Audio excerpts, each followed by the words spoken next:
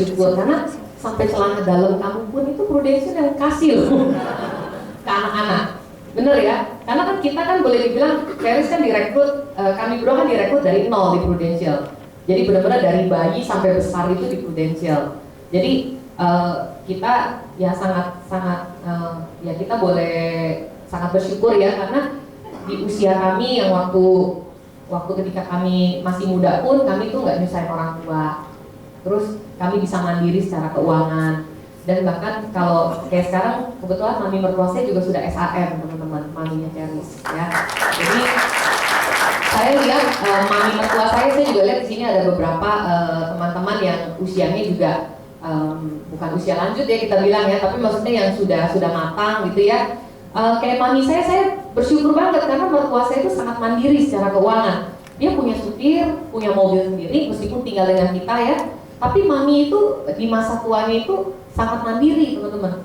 Jadi boleh dibilang kalau seorang SAM pasti kan income juga udah 100 juta sebulan, ya kan? Uang adalah uang dia punya investasi di mana-mana. Nggak usah kita anak yang kasih dia loh, dia yang kasih kita, ya kan? Saya nggak pernah beli baju buat anak saya loh, selalu omanya yang beliin. Ya bersyukur juga ya. Itu karena omanya SAM. Nah jadi teman-teman, buat teman-teman yang saya lihat ya, maksudnya gini, usia itu di sini tidak menjadi masalah. Ya saya lihat ada beberapa teman-teman yang usianya sudah mungkin orang bilang memasuki usia emas, justru bersyukur. Karena kenapa? Di usia kita yang semakin lanjut itu, orang itu kan melihat kita sebagai teladan, ya kan? Orang melihat bapak ibu yang seperti mami mertua saya kan melihat mami itu sebagai satu contoh. Kalau saya tua nanti saya mau seperti beliau, di mana dia bisa tetap beraktivitas. Dia menyukai pekerjaan dia, income-nya pun bagus, dia pun bantu banyak orang. Si mami agent juga anak-anak muda teman-teman. Jadi orang yang usia 63 tahun, nggak kelihatan dia 63 tahun. Kalau ketemu sama mertua saya, kalau ketemu sama Ceres dikira kakak adik, nggak pernah dikira itu maminya. Jadi di Prudential tambah lama tambah muda, percaya juga ya. Ya, saya rasa itu aja sharing dari saya. Ya, terima kasih teman-teman. Thank you my darling. Waduh, luar biasa ya teman-teman ya. Makanya teman-teman, percaya itu penting banget. Percaya dulu atau bisa dulu teman-teman? Percaya. Yakin? Biasanya kan kita lihat bisa dulu baru percaya, betul? Nah contoh seperti di bisnis ini udah jelas-jelas banyak contoh. 5 tahun kemudian 100 juta. Tapi yang pertanyaan adalah 100 juta dulu baru percaya atau percaya dulu baru 100 juta? Percaya dulu baru 100 juta. Nah teman-teman, coba tepuk deh kiri kanan.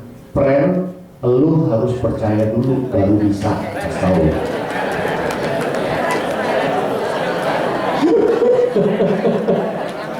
Percaya dulu teman-teman baru bisa.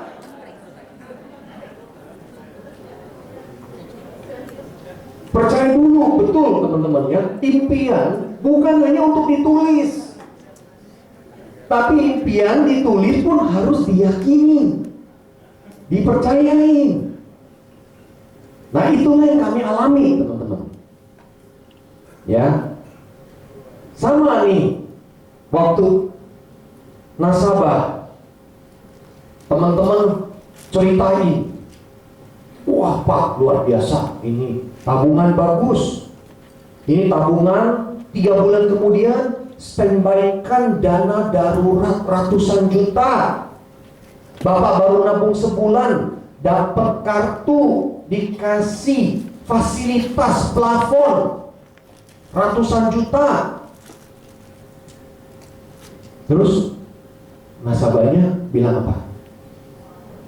Lihat dulu dong. Atau nasabah bilang, wow gitu. Dia enggak dong ya kan, dia mau ngomong gitu ya. Apa dia juga bilang, buktiin dulu dong gua baru masuk. Kasih gua klaim dulu, cobain di rumah sakit dulu, baru gua masuk sama lu. Dia ngomong gitu nggak? Enggak. Sini, kasih gua lihat polisnya, gua baca dulu semuanya baru gua masuk. Dia ngomong gitu nggak? Jadi terus ngapain nasabahnya? Tanda tangan. Mau aja ya? Betul nggak? Nasabah cerita, follow, terus dia ngapain kerjanya? Tanda tangan doang kerjanya. Bener nggak? Artinya apa? Dia percaya dulu nggak? Dia percaya dulu. Kalau hari ini nasabah kita aja bisa percaya dulu, masa kita enggak? Sama teman-teman, hari ini teman-teman percaya dulu, baru 100 juta itu akan datang kepada kamu. Teman-teman percaya dulu, baru teman-teman akan kerja dengan semangat. Teman-teman bukan kerja dulu baru percaya, salah itu.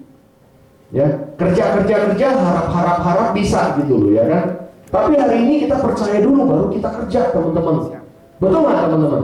Jadi hari ini nasabah kita aja udah begitu luar biasa sama kita, masuk sama kita, nabung puluhan tahun, mungkin sampai sekarang pun belum klaim, tapi dia tetap setia tiap bulan nyetor. Kadang-kadang mau ketemu dia nih, aduh nih gue kerja kayaknya cuma bayarin premi aja nih. Tapi dia tetap aja mau melakukan, betul nggak teman-teman? Karena percaya teman-teman. Itu duitnya dia nggak tahu kemana loh, dia tetap setor loh teman-teman. Bayangin, karena dia percaya, ya mungkin hari ini dia ada yang nasabah kita tetap sehat, ada yang juga mungkin udah pernah klaim, betul ya teman-teman. Hari ini dia punya 500.000, dia punya 1 juta, dia punya 2 juta, sudah berubah jadi berapa duit sekarang? Nasabah kami, terutama nasabah mama saya, makanya mama saya yang join bisnis ini usia 47 tahun. Tahun ini beliau udah 63 tahun. Tiap tahun tidak pernah tidak saklap, tiap tahun saklap teman-teman. Tahu nggak cara jualannya bagaimana? Kembali lagi ke nasabah lama. Di premi nih saldonya udah segini, wah nasabah happy. Semua nasabah yang nabung 5 tahun mungkin 10 tahun yang lalu, saldonya itu belum melebihi daripada ilustrasi.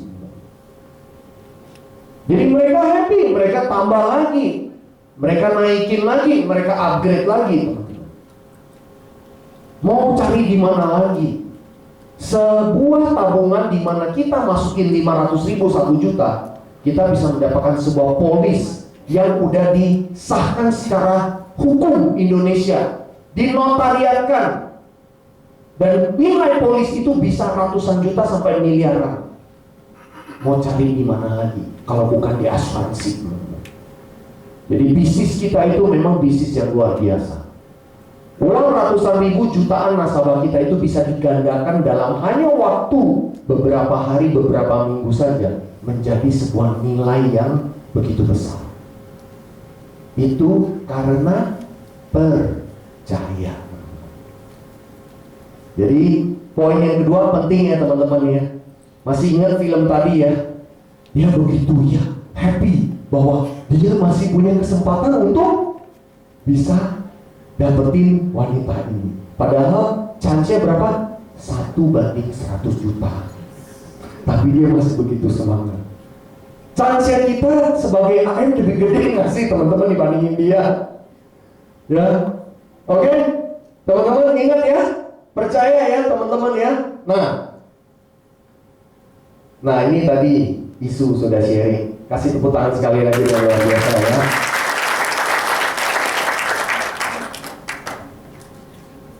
Nah, setelah kita punya dream, setelah kita tuliskan, lalu kita berani untuk percaya.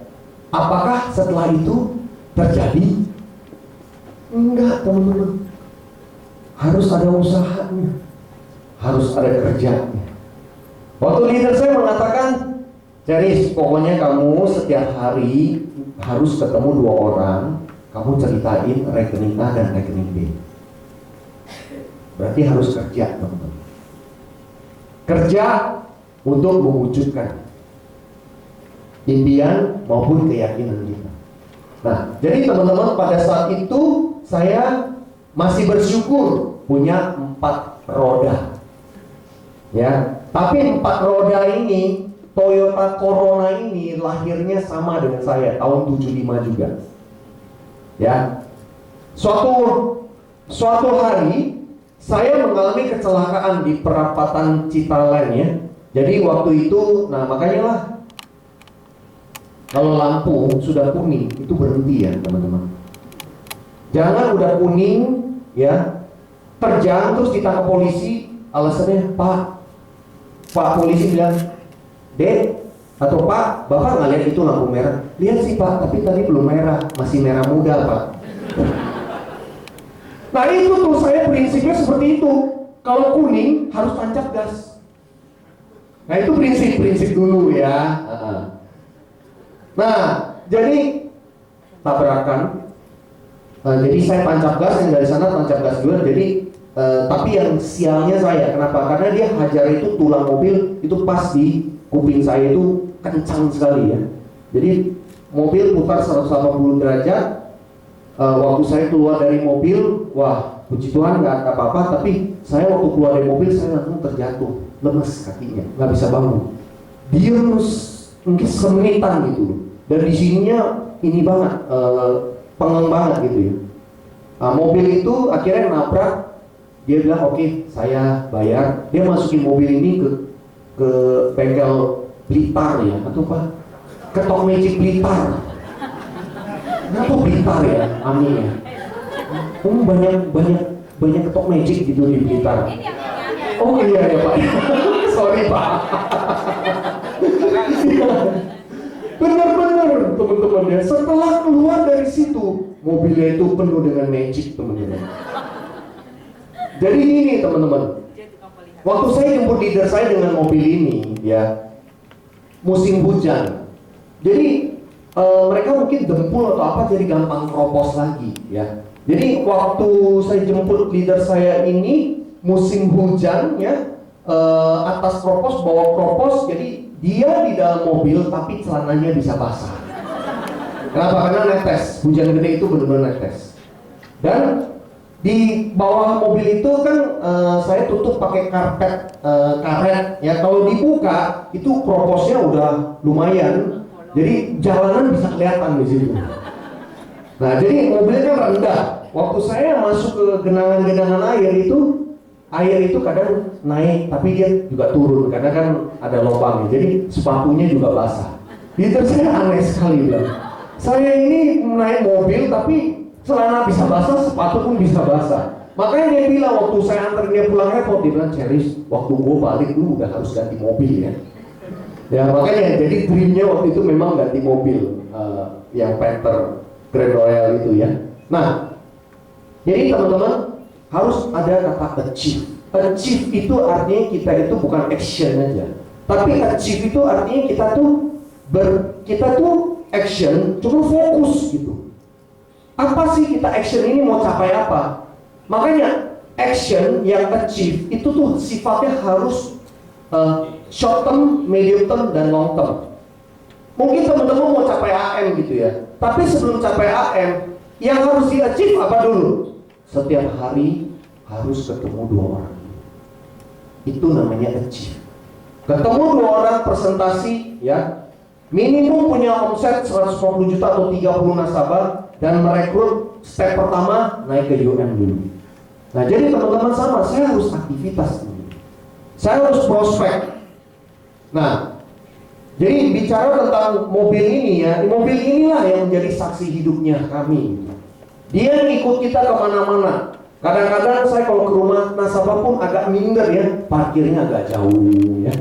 Karena nawarin premi $5.000, $10.000, bawa mobil begitu. Minder sendiri, itu sebenarnya kurang pede aja sebenarnya. Ya, padahal sih nggak ada yang harus ini ya. Nah, jadi teman-teman, saya pun pernah mengalami joint work sama agent ya. Karena waktu itu udah semangat teman. Waktu itu udah percaya bisnis ini prospek yang bagus. Bisnis ini bisa kasih masa depan yang bagus. Waktu itu saya nggak mau 100 juta, saya maunya 50 juta sebulan aja waktu itu. Jadi maksudnya saya dengan 50 juta sebulan aja itu udah oke sekali. Nah, jadi saya lakukan juga joint work bersama agent. Nah, tahu dong udah keluar dari ketok magic itu kan, selain keropos, wipernya nggak lama nggak jalan.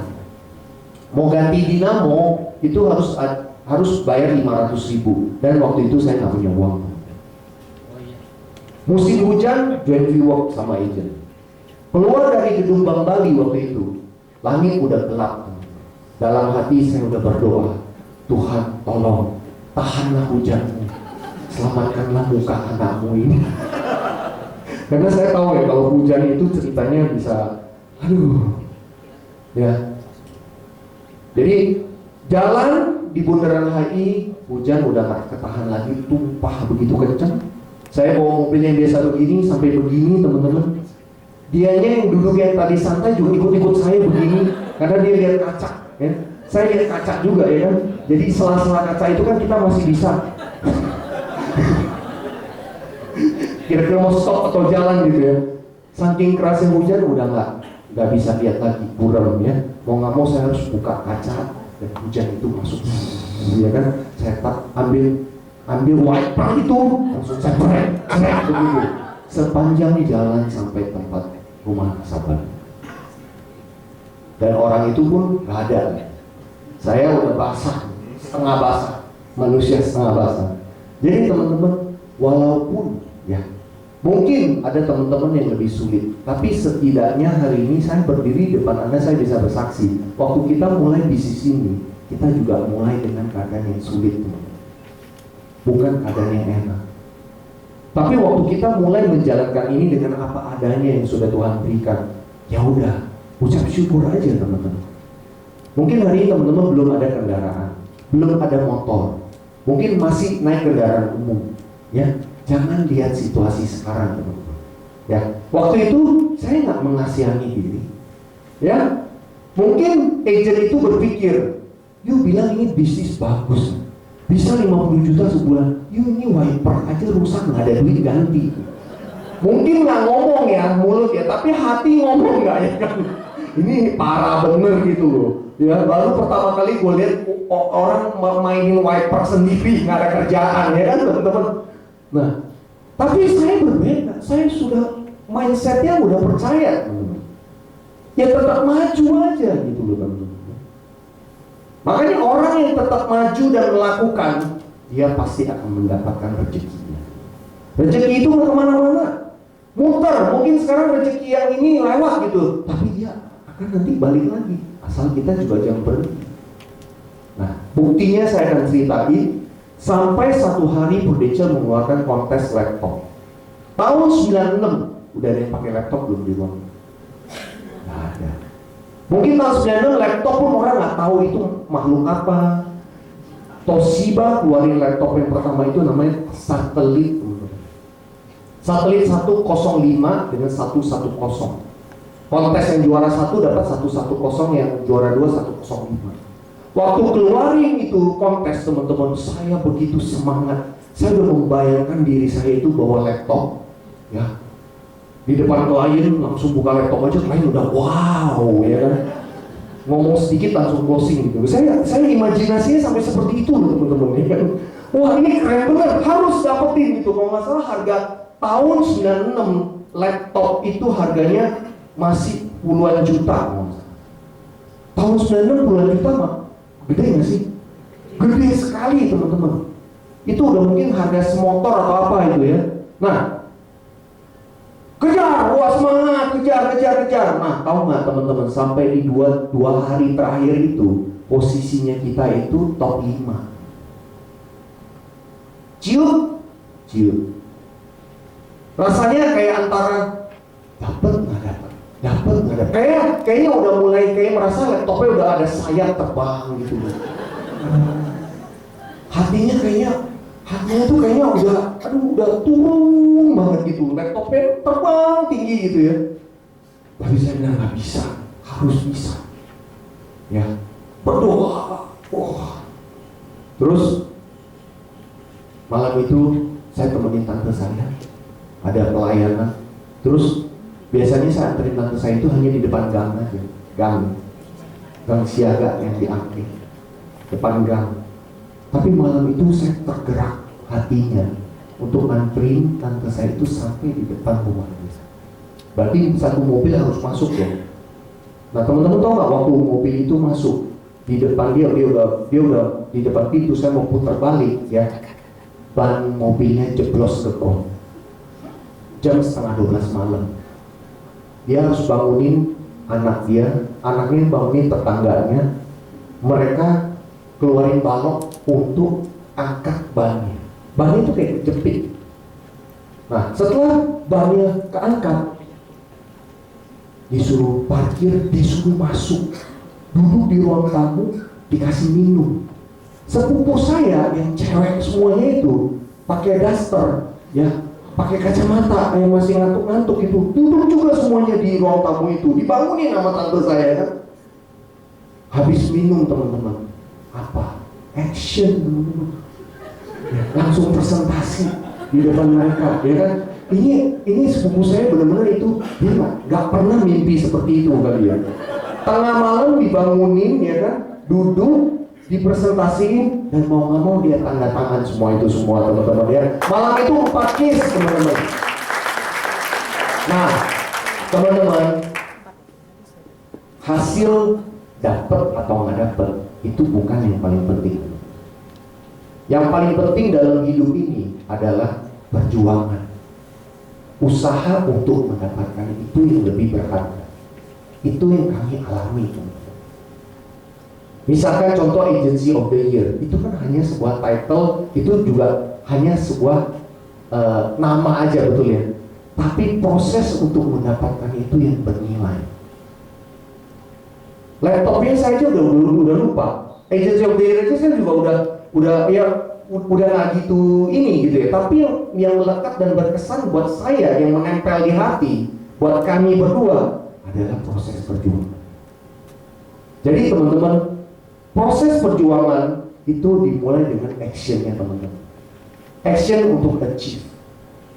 Nah, pulang dengan wah, senang banget gitu. Kayaknya kebahagiaannya itu jauh lebih besar daripada waktu dapetin laptopnya waktu itu ya. Jadi bahagia bener bisa dapat gitu ya.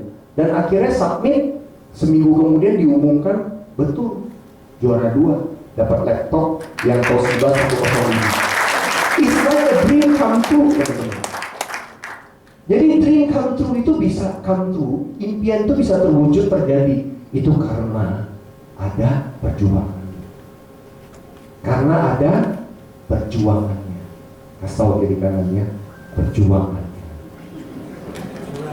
Nah, negara ini bisa merdeka karena ada pahlawan yang berjuang, pahlawan yang menumpahkan darahnya, betul ya. Impian itu bisa terjadi karena ada perjuangannya teman-teman, dan ada keringat air mata yang ditumpahkan. Pertanyaannya adalah, mau nggak kita bayar harga? Ya teman-teman.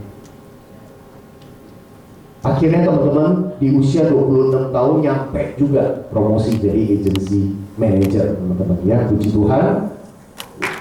Waktu itu nggak mudah ya. Waktu itu untuk promosi agency manager itu harus tahun. Kalau sekarang malah bisa dicicil 2 tahun ya. Dulu nggak bisa, harus setahun. Setahun 2,7 M. Makanya kami sering fail. Ya, nah. Ini ada sedikit tips selling ya, teman-teman. Jadi kalau teman-teman selling itu harus mulai dengan mindset. Mindset itu adalah sebuah pola pikir yang teman-teman sudah tetapkan. Ingat, kita bukan menjual, tapi kita itu membantu. Orang yang mau dibantu, tidak dibantu, sudah nggak ada urusannya lagi. Hari ini teman-teman mau kasih duit, orang mau terima, nggak mau terima, terserah orang itu, betul nggak? Hari ini kalau teman-teman mau membantu orang, ya, misalnya contoh seperti contoh petani lah, yang sekarang ini dia menanam dengan cara yang tradisional, cara yang konvensional. Teman-teman datang bisa bantu dia, bisa memberikan sebuah alat. Tapi memang dia harus ada investasi. Tapi alat ini dia bisa pakai sehingga dia bisa lebih efisien, dia lebih produktif. Tenaga yang keluar nggak terlalu banyak, tapi dia bisa mendapatkan panen yang lebih bagus. Nah, cuman petani ini nggak mau. Yang rugi siapa? Petani. Tapi mungkin juga sayanya nggak bisa komunikasi sama petani itu, sehingga dia nggak ngerti. Saya ngomongnya nggak jelas. Saya ngomongnya nggak sederhana sehingga dia nggak ngerti dan dia nggak ngambil alat itu, betul? Nah, jadi teman-teman, intinya harus membantu. Nah, jadi teman-teman, pekerjaan kita itu sebenarnya bisnis kita adalah membantu orang itu mencapai keamanan di dalam keuangan dia. Itu yang pertama. Lalu yang kedua, baru membantu mereka mencapai tujuan keuangan. Makanya kalau bahasa Inggris sih lebih simpel ya. Helping people to achieve their financial security. Enak ya kalau bahasa Inggris ya. Singkat padat jelas ya. Financial security itu artinya keamanan di dalam keuangan dia. Menurut Bapak Ibu sekalian, keuangan kita di dalam keluarga itu penting nggak harus diamani? Penting nggak caranya? Nah, jadi ini yang saya minta teman-teman ya, tanamkan ini bahwa kita pekerjaannya adalah mengamankan keuangan nasabah kita dan membantu mereka mencapai tujuan keuangan. Nah, caranya bagaimana? Nah, biasanya ya saya akan misalkan saya ketemu dengan Bapak Ibu atau teman, saya keluarin 2 kartu ini. Saya akan tanya, Bu, boleh minta pendapatnya sebentar ya. Kalau menurut Ibu apa bedanya kedua kartu ini? Coba lihat yang ini dulu. Ya. Ini sebuah alat bayar, betul ya. Terus apa lagi? Yang mengeluarkan bank. Oke. Terus apa lagi? Loh, yang ditanya kok diem aja? Bu siapa, kenalan dulu? Ibu Indah.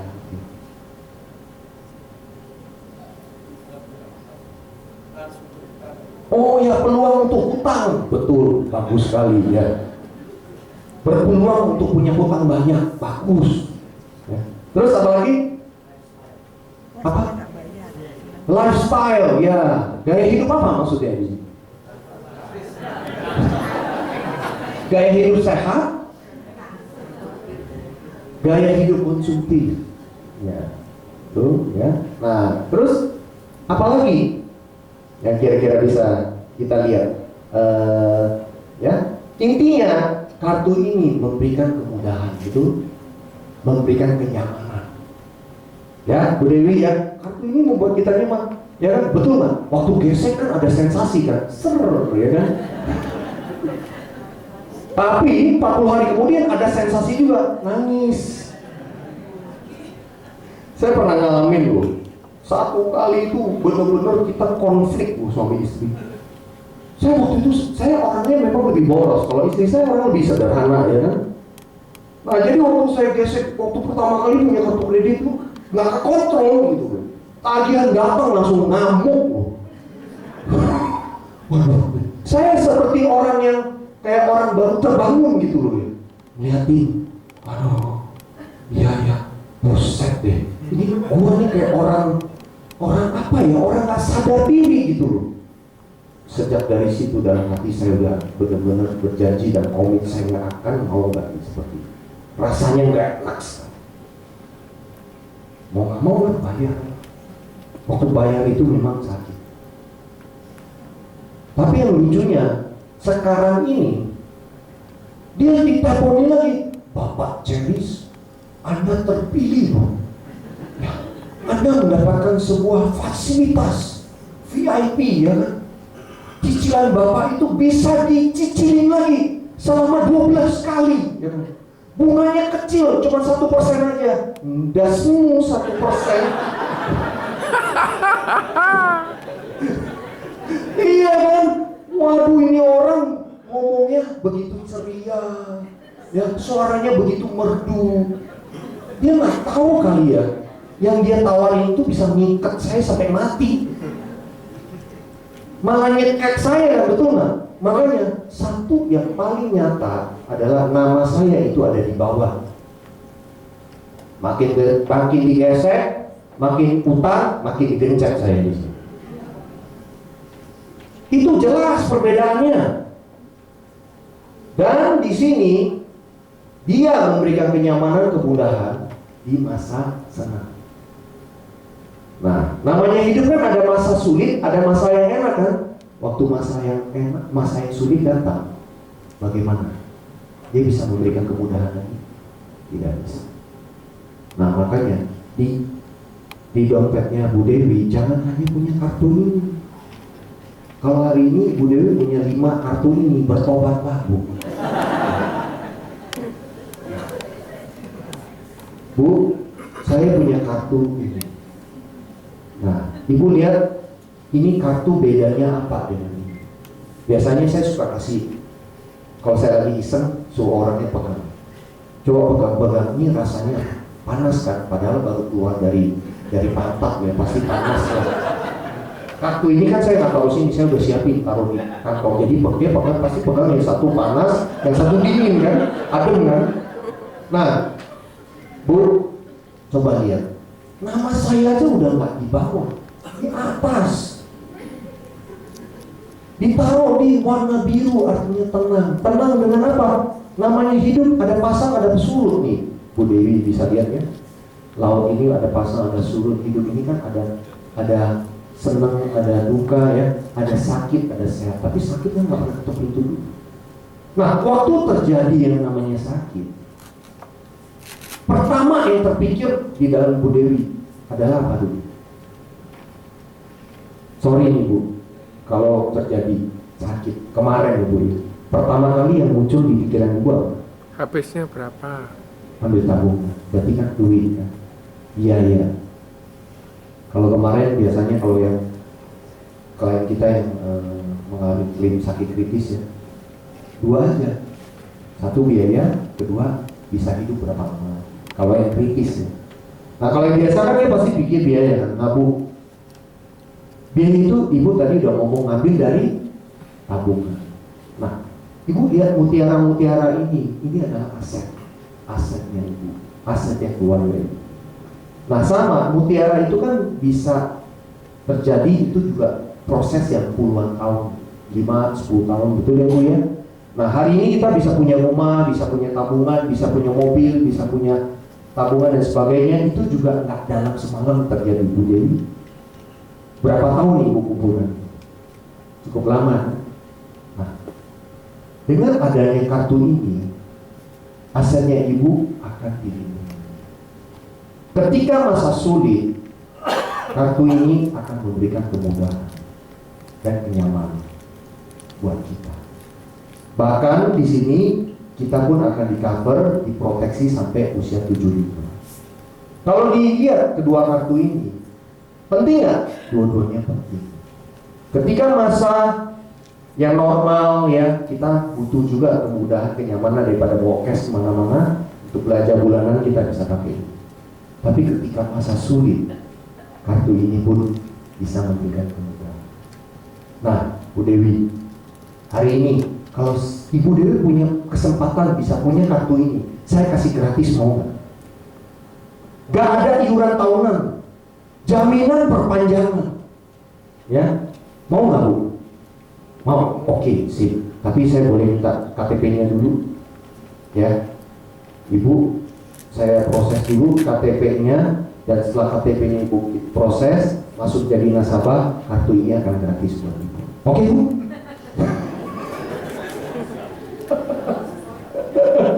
Ya, nah teman-teman, ini namanya filosofi. Apa yang saya sampaikan ke Ibu Dewi itu adalah filosofi. Kalau bicara tentang filosofi kerja, kita udah bisa melihat dari kedua kartu ini, betul nggak Bu Dewi? Kalau Ibu Dewi lihat ya dari kedua kartu ini, dari penampilannya, dari filosofinya, dia Ibu lebih suka yang mana? Hah? Yang kiri. Kenapa Ibu suka yang kiri?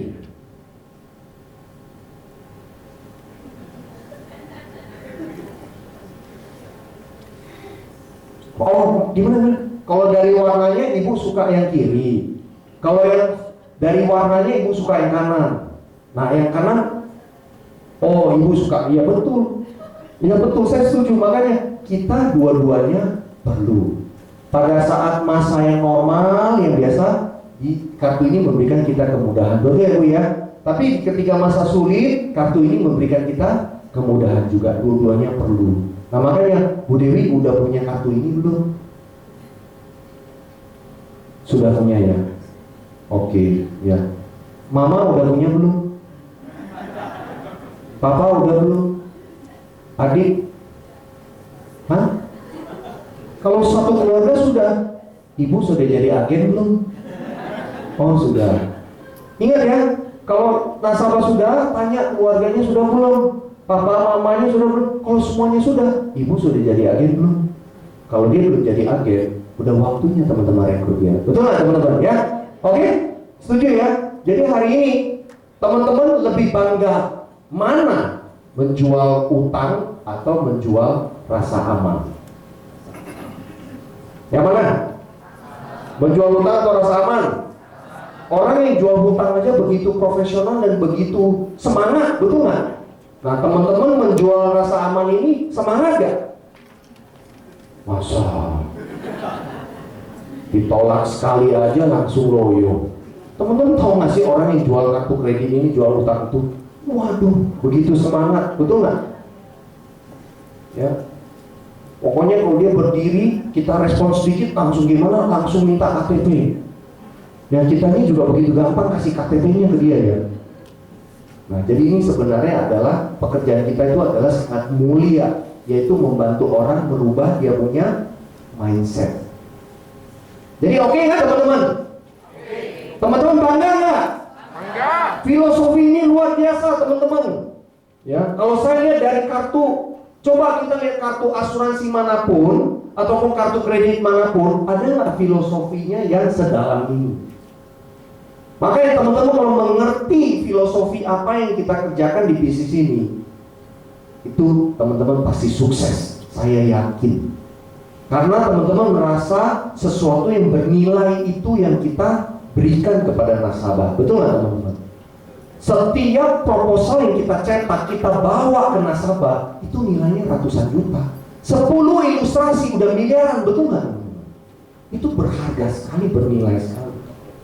Nah makanya budaya konsumtif ataupun filosofi konsumtif kita harus perangi. Kita nggak boleh terlalu lembek. Ya, orang itu udah konsumtif, orang itu butuh dibantu. Bantu itu pakai apa? Bantu itu pakai kesabaran, ya. Pakai apa? Peduli. Orang diomongin sekali dua kali mana bisa dia mudeng. Karena tiap hari dia lihat orang, dia lihat TV, dia lihat media, dia lihat SMS, dia lihat BBM, semuanya konsumtif, betul nggak teman-teman? Otaknya udah dicekokin seperti itu. Giliran teman-teman datang, tiba-tiba mau rubah dia. Nggak bisa, emang teman-teman jin? Nggak dong? Teman-teman harus datang sekali, dua kali, touch emosi dia, beri dia perhatian. Dia nggak peduli berapa banyak yang you tahu, tapi dia peduli apa yang you peduli sama dia. Makanya istri saya luar biasa. Dia tahu sekali prospek-prospek, demen kue ini, demen ini, suka ini ya. Kita mesti peduli, tahu hobinya dia apa, sukanya apa, ya kan, interestnya apa ya. Kita datang masuk lewat. Habis itu kita tinggal cerita tentang filosofi dua kartu. Nah ini hanya sekedar tips aja buat teman-teman ya, oke? Nah, saya mau cerita tentang kisah 4 sang. Ya, sang yang pertama adalah sang pelewat. Jadi ini teman-teman, ada sebuah gunung yang sangat indah, dan di atas gunung itu ada bunga yang warnanya itu ada 12. Pernah lihat gak bunga 12 warna? Belum pernah kan? Nah, di gunung ini ada. Tak hanya di gunung ini dan hanya ada di puncak aja. Kemudian waktu matahari terbit, bunga 12 warna itu bisa bisa efeknya itu sampai wah warnanya banyak sekali gitu. Itu hanya matahari terbit aja. Nah kalau ada gunung seperti itu teman-teman, dan ada bunga seperti itu, ya kalau cerita harus dilepai dikit ya. Kalau lepai dikit bukan cerita ya. Pokoknya ini kan saya cerita ini sama anak saya, jadi saya harus lebih-lebihi supaya anak saya tertarik gitu. Jadi saya cerita nih sama anak saya. Terus, wah, orang-orang kan tertarik dong. Orang-orang ada yang datang gitu. Tapi ada orang yang datang pas waktu dia udah sampai di tempat dia lihat gunungnya. Dia ngomong apa? Aduh, kayaknya nggak mungkin gue bisa naik ke situ. Kata orang sih bagus, tapi gue nggak yakin gue nggak bisa. Aduh. Daripada udah jauh-jauh gue kesini nggak ngapa-ngapain, udah gue foto aja lah cepet. Terus ada orang lewat gitu ya, tolong bantuin foto dong, cepet. Misalnya acara ini selesai, foto dong sama Pak Ceri sama Bang Isu, cepet. Ikut-ikut seminar, ikut BOP gitu ya. Ya udah, duduk aja ya kan, liatin aja penonton, aja nontonin. Habis itu pulang. Nah itu yang disebut sampel. Wah, bisnis bagus ya kan, potential ya. Jalan-jalan ke luar negeri. Ya. Income 100 juta sebulan dan sebagainya ya kan. Wah, memang pengen juga, bagus gitu ya. Tapi cuma nonton aja. Habis itu lewat. Itu namanya sampel. Lalu yang kedua, saat mencoba. Dia udah datang, dia coba, dia naik gunungnya, ya kan? Sampling ke kaki gunung. Udah itu dia naik. Waktu dia naik, ya kan? Kakinya mulai sakit, pinggangnya mulai nyeri, ya kan? Napasnya juga udah takut putus napasnya, ya kan? Gabung, tanda tangan SPAJ, tanda tangan aplikasi agent, ya kan? Ikut Fasta, ikut AJI, nggak lulus, ikut lagi, akhirnya lulus gitu ya. Tapi baru prospek 1, 2, 3, 4, 5, 6, 7, 8, 9, 10 keok. Baru ditolak 10 orang keok. Ini sama nih mas, sama coba. Dia baru naik, baru mau naik lagi. Aduh, akhirnya dia memutuskan nyerah. Turun lagi.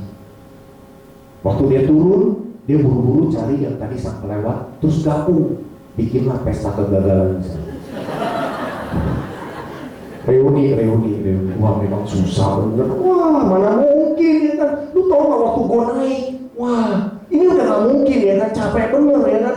Untung aja gua turun, gua kan pas gua putus. Teman-teman, sang kelewat. Sang mencoba. Lalu yang ketiga, siapa dia? Nah saya nggak mau keluarin dulu.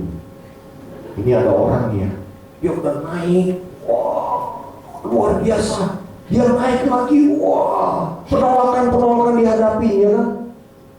Sampai dia terus, waktu dia sampai satu tempat, dia lihat, ini tempat enak bener ya. Ada air terjun. Ada kolam begitu tenang. Ada burung. Wah suasananya dahsyat sekali ini ya kan. Akhirnya dia bikin kemah di sana. Ya. Terus dia tinggal di sana. Enak sekali. Ya. Terus dia lupa sama tujuan. Dia lupa sebenarnya dia harus kemana? Dia harusnya ke puncak. Nah saya nggak tahu, mungkin ini adalah typical agent yang udah start club ya, atau agent yang udah double start club, atau udah BCC, atau mungkin udah UM, atau mungkin SUM. Wah, dia udah nyaman sekali. Padahal UM, padahal SUM, apalagi di kota Malang, aduh. Income-nya 20 juta. Wah enak banget, 20 juta loh. Di Malang biaya hidup kecil banget, udah kayak raja. Jadi teman-teman, ini yang kita sebut sang pengkemah. Orangnya ketemu kampret John dia. Ya, lupa dia jadi AM, dia harus ngelahirin AM. Baru punya income 15 juta, 20 juta di kota Malang, sudah nyaman. Nah, jadi teman-teman, dia lupa sama tujuan dia bikin rumah di sana. Akhirnya dia terjebak ke dalam kenyamanan dia. Padahal sebenarnya dia masih punya potensi. Padahal sebentar lagi dia naik sekali lagi, dia coba lagi, dia akan sampai di puncaknya. Udah pasti sampai. Tapi dia memutuskan untuk berhenti. Dia memutuskan untuk stop di sana. Cukup, dia bilang. Nah, teman-teman, ini saya cerita sama anak saya. Saya berusaha untuk cerita mungkin seminggu sekali biar masuk. Supaya dia orang itu bisa punya mental juara, teman-teman. Ya, karena anak saya bilang, tapi tolong doain supaya kita pun bisa jadi juara. Ya, nah, saya bilang, siapa kira-kira tipe keempat? Dia sang pencapaian. Ya, tadi saya bilang achieve itu loh, teman-teman. Orang yang tidak menyerah. Mungkin dia waktu dia naik, dia jatuh ke lubang. Mungkin kakinya terluka, terkibir. Ya, mungkin napasnya juga udah mau putus, ya. Tapi dia nggak berhenti. Dia berdoa dan dia jalan lagi, dia jalan lagi, dia jalan lagi, dia jalan lagi. Makanya seorang pemenang adalah orang yang tahu apa yang dia mau capai. Dan orang yang tidak pernah menyerah, dan orang yang akan tetap berjuang, tidak berhenti sampai dia di puncak. Nah, pertanyaannya teman-teman, di mana teman-teman mau berada? Hidup ini pilihan kok. Pilihan, gak ada yang maksa teman-teman kok, betul nggak? Tapi jangan pernah bohong sama diri sendiri, betul? Yang penting kita harus jujur sama diri sendiri. Ada nggak di dalam hati kita itu kita mau mencapai yang terbaik, memberikan yang terbaik? Pengen nggak? Kalau mau, lakukan. Nah, teman-teman, saya beruntung sekali bertemu dengan seorang anak. Ya, saya nggak tahu ini. Intinya, saya waktu di Vietnam itu saya kan suka foto-foto. Saya datang ke sebuah situs yang bagus banget, ya. Dan tiba-tiba anak ini datang, dia kan nawarin apa-apa. Dia bawa saya, dia ceritain, bagus, servis dulu, ya kan? Ini anak agen bener deh pokoknya. Ya, dia nggak nawarin, dia tahu, dia servis dulu. Dia bawa ini oh, ini batunya begini. Oh, kalau foto dari sini bagus, ya kan? Ini maksud batu ini begini. Udah itu saya udah foto, dia bawa lagi. Jadi dia benar-benar bawain seperti tour guide aja dia. Dia bisa ngomong Mandarin, ya orang Vietnam tapi bisa Mandarin. Habis sudah selesai, saya mau jual postcard, ya kan? Otomatis saya beli, ya kan? Nah, udah itu saya lanjut foto, udah selesai kan? Terus gak lama dia datang, tolong dong, beli sama teman saya belum ada yang beli, ya. Ya udah dong, beli dong, ya kan? Wah, kita kan oke dong, ya kan? Nah, tiba-tiba gak lama dia datang lagi, bawa lagi satu lagi, tolong dong, ini satu lagi om. Kali ini saya udah merasa dia ini mempergunakan saya. Betul nggak? Memanfaatkan saya. Nah, perasaan yang ngomong sebenarnya. Jadi saya juga mau sharing ya.